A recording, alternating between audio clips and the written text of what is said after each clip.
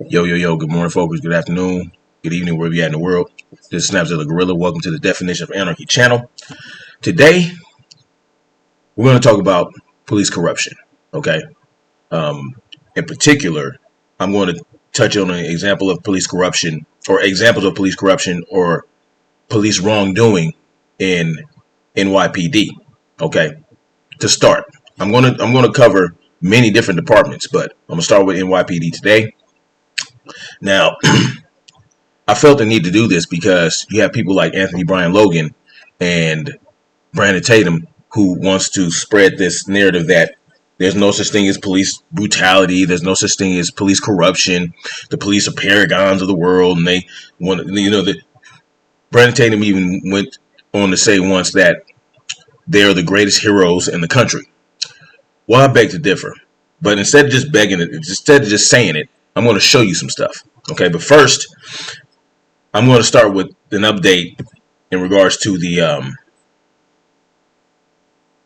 LA Sheriff gang.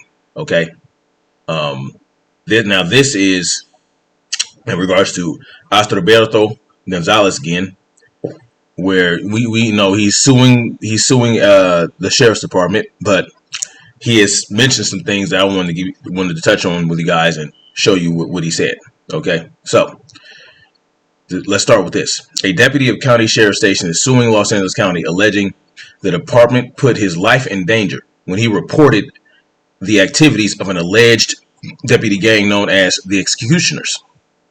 Astroberto Gonzalez's Los Angeles court lawsuit alleges discrimination, work environment harassment, retaliation, failure to prevent harassment, discrimination, or harassment, and civil rights violations. He seeks unspecified damages in the suit filed Thursday. Now, this is just last Thursday, okay? He actually formally filed a lawsuit against Los Angeles Sheriff's Department. A Los Angeles Sheriff's Department representative did not immediately reply to the request for comment. According to the suit, Gonzalez, a decorated Marine Corps combat veteran with a diabetic daughter, called an anonymous tip line in February to report criminal activities of a deputy gang at Sheriff's Station, which existed to violate the rights of the public and other Sheriff's Department employees. The department turned over a recording of Gonzalez's call to the gang.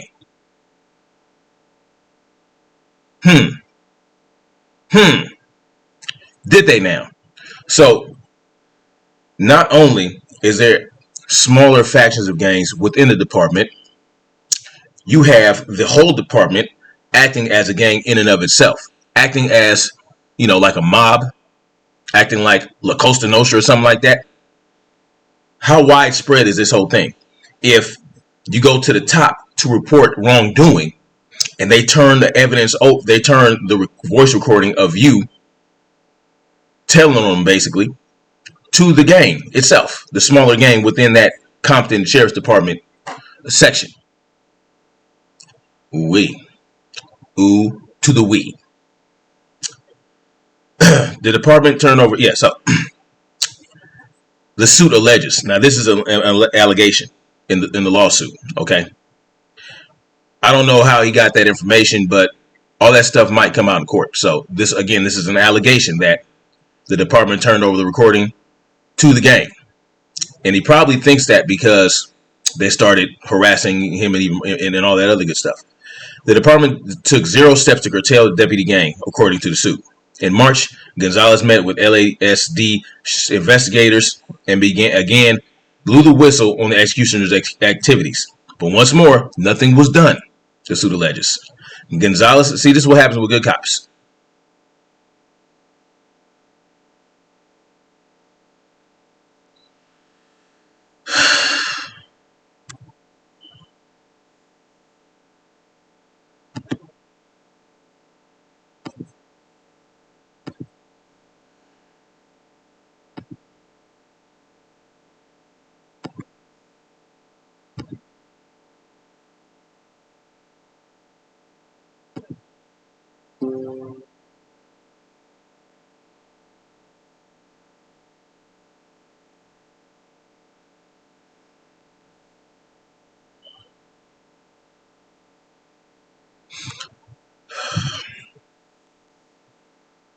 Damn camera.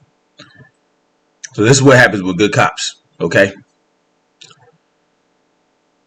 Gonzalez later learned that the department had taken several affirmative steps to assist the leader of the deputy gang, Jaime Juarez. Jaime Juarez. A lot of Hispanic names going on here, all right? And what's south of the border? Cartels. I don't know, man. I don't know. Could there be something in relation to that? Could there be something going on there? Could there be some ties? I don't know, man. Just asking the question. Why don't y'all let me know what y'all think? Who had been previously banned from being on patrol due to his involvement in questionable shootings. More than one. To be put back on patrol, the suit alleges. In addition, Juarez, who had been transferred from Compton Station due to his alleged gang activity and racketeering, was transferred back to the station by the department, according to the plaintiff's court papers. This created a culture of impunity and violence at the Compton Station, which had been shaped and enabled by the department. So it's not just the executioners, it's the whole department encouraging and enabling this bullshit. You understand what I'm saying? The whole department. That's that thin blue line people talk about. Okay? The thin blue line. People need to understand what that really is. It isn't just so solidarity between police officers or for police officers. The thin blue line is the blue wall of silence, essentially. Okay? Wherein the police departments do all this bad shit and they better keep their mouth shut. And when they get investigated and asked to be called in and asked for questioning, they remain silent. The blue wall of silence. They're silent about the corruption going on in the department. That's what the blue line is. Don't get it twisted. An execution associate was promoted to watch deputy, a position for which Gonzalez had tested and deserved because of his seniority, according to the suit, which alleges the position went to the other deputy because he was prohibited from carrying a firearm while on duty, and watch duty job allowed him to still collect a salary without going on patrol. Fearing for his safety and aware of the violent attack by the gang on another station deputy, ooh to the we. Gonzalez contacted an attorney to represent him in his deputies with the LASD, the suit alleged states. So there you have it. That's an update pretty much on that thing going on there. So now, let's get into some of the disciplinary actions that have been made against some NYPD officers. Now, this is just, these are random disciplinary actions, you know, things that the police officers have done who work for the department. See, this is to help you guys understand that police officers are normal human beings. They're men and women just like you and me. They're not granted special abilities and special moral powers. They're not granted all the morality in the world. They're not just you swear in to be a police officer. You're not automatically just the most moral person on earth. You're still a human being who could be susceptible to corruption and all this other stuff, and to be a bad person. You could be you're a bad cop, essentially. And then you have officers that refuse to speak out against the corruption. This is why I say there's no such thing to me as a good cop that still has a job or still alive or not being screwed with. When you see good police officers, you actually see them. You know they blew the whistle, and you know they're being treated like shit, and you know they're being ousted. You know they're being forced to quit. So this is what happened to good police officers. All right. So a third year. Now they're going to give you examples of what police officers have done in just the NYPD alone. Then I'll get into some mob tie shit. Okay. A quick example of that.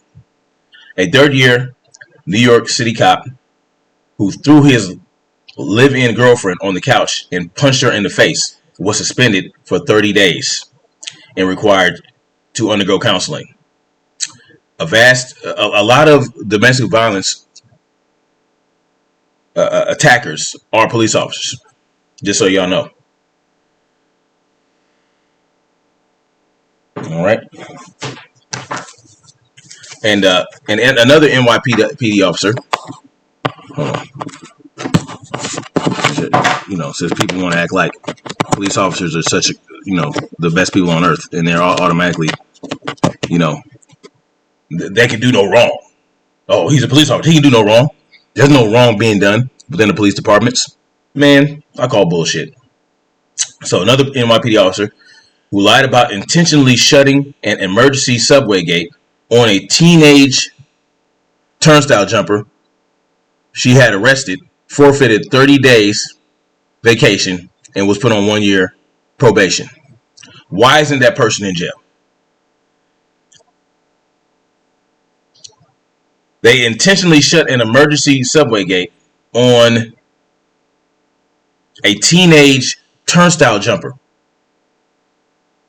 Shut the gate on the kid,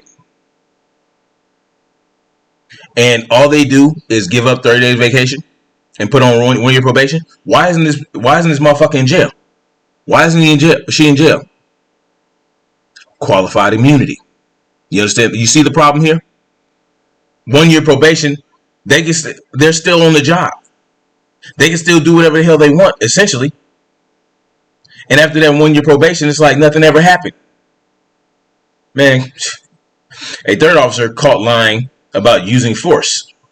Video showed him dragging a homeless person out of a fast food joint and slamming the guy's head into a door. Was docked 21 day vacation. This is assault. This could be considered attempted murder. What happened to the guy? What type of injuries did he suffer?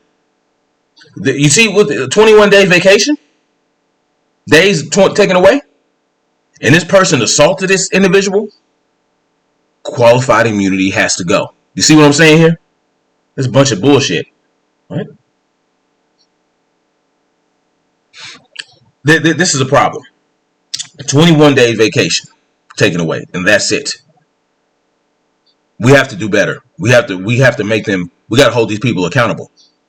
No one's doing that, and this is the problem. You have people like Brandon Tatum and Anthony Brian Logan. Oh, they don't think it's police brutality. They don't think it's police oppression. They don't think it's corruption in the police department. We don't need police reform. We need citizen reform. We need citizen reform. Fuck out of here. These were among 45 cases of disciplinary action taken by NYPD over a 12-month period, in which little-known anti-corruption panel determined the punishment should have been more severe. In 11 instances, the panel found the cops should have been fired, at least. Fired and charged with a crime. You understand what I'm saying? Anti-corruption panel, little known, and these are just the cases that we know about. 45. That's just the cases that we know about. The thin blue line, a wall of silence, is going to ensure that this number is going to stay low. The known cases.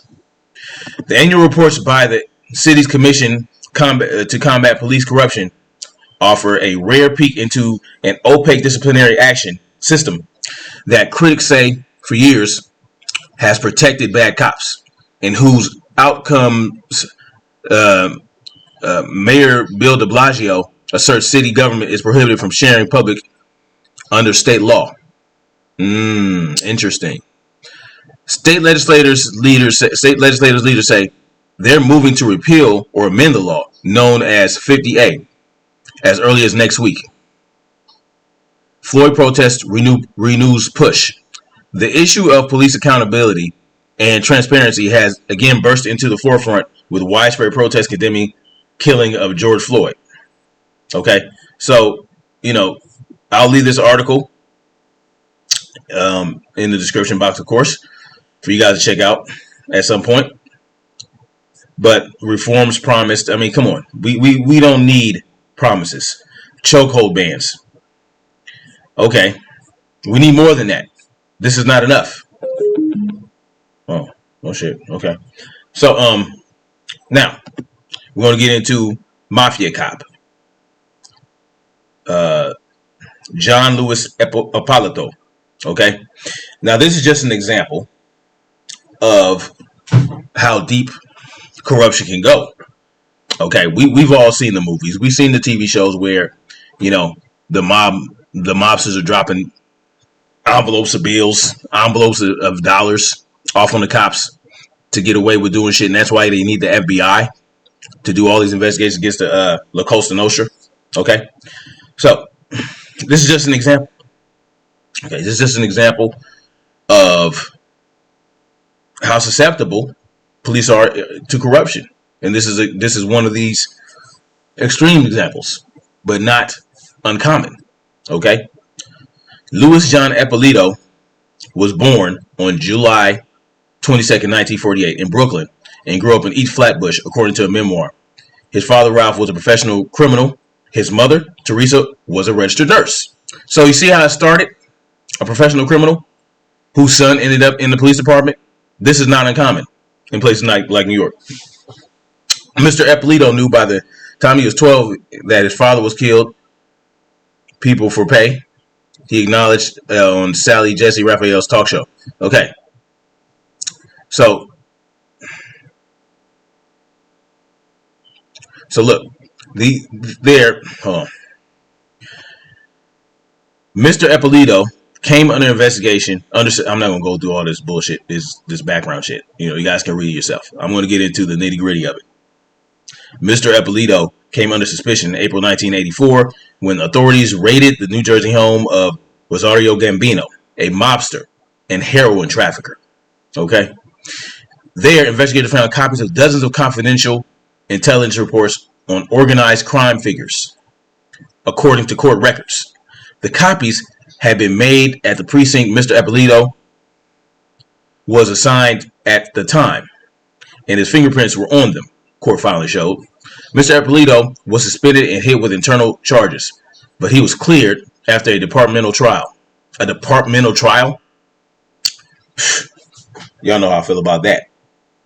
Oh, we're going to investigate ourselves, and we found ourselves clear of any wrongdoing. Fuck out of here, man. See, this is that nonsense, man. Oh, he's a cop. We got to protect the brother. We got to protect our brother in blue. No matter what he does, how he does it, how many lives he was responsible for ruining. Okay. Epolito was suspended. Okay, he claimed in his book that he had been totally vindicated, saying the case was an effort by his enemies to set him up. What enemies? A federal judge later took the opposite view, criticizing police officials in a harsh ruling for what he called their inexplicable failure to discipline Mr. Epolito in 1985, after he was caught red-handed passing confidential police documents. Mr. Epolito stayed on the job for nearly 5 more years, receiving a promotion, as a jury would find, cementing his ties to organized crime. 1985 was also the year Mr. Epolito and Mr. Caracappa began their relationship with Mr. Queso's circle. A career criminal with ties to Mr. Queso hired them that year to kill a Long Island jeweler to keep him from testifying in an FBI inquiry. The detectives used a confidential police database to find the jeweler's home address, the type of car he drove, and a license plate number.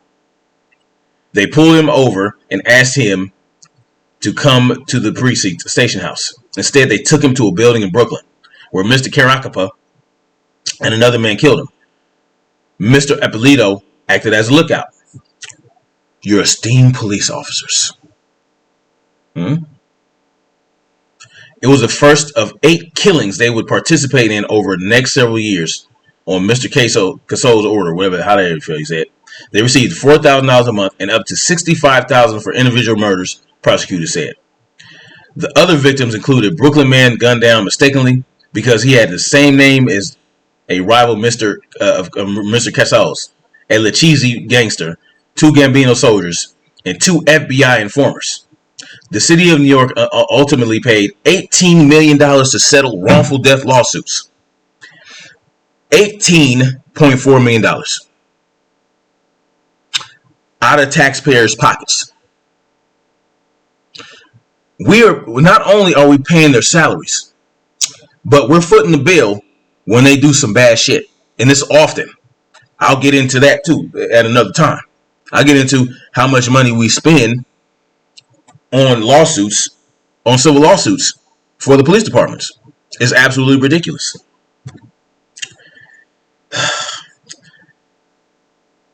Relative to 7 of the 8 men, another $9.9 million, a record payout at the time of the city, went to a man who spent 19 years of a 20-year prison sentence before his murder conviction was overturned after evidence emerged that Mr. Epolito had framed him. What was it? What was it? What was it? This is in your police department. This is what's going on here.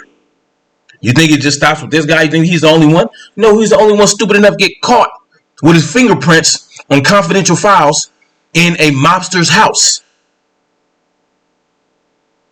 Come on, man. But no, there's no such thing for legal weapon. There's no such thing as police brutality. There's no such thing as... Along with his wife, Mr. Epolito survivors include 3 children. But y'all get the gist.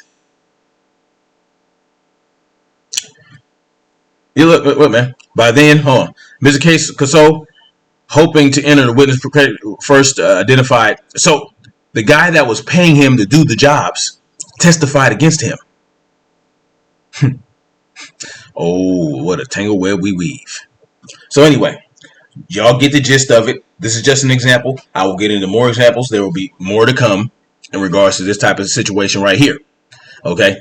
We're going to expose all the wrongdoings of these police departments. I'm gonna go as far as I can with this. Yeah, this is my new mission. People just want to say shit. Oh, they don't take illegal weapon, but where's the proof? That you can't prove a negative, right? Well, guess what? I'm going to prove that there is corruption. I'm going to prove that there is such thing as police brutality.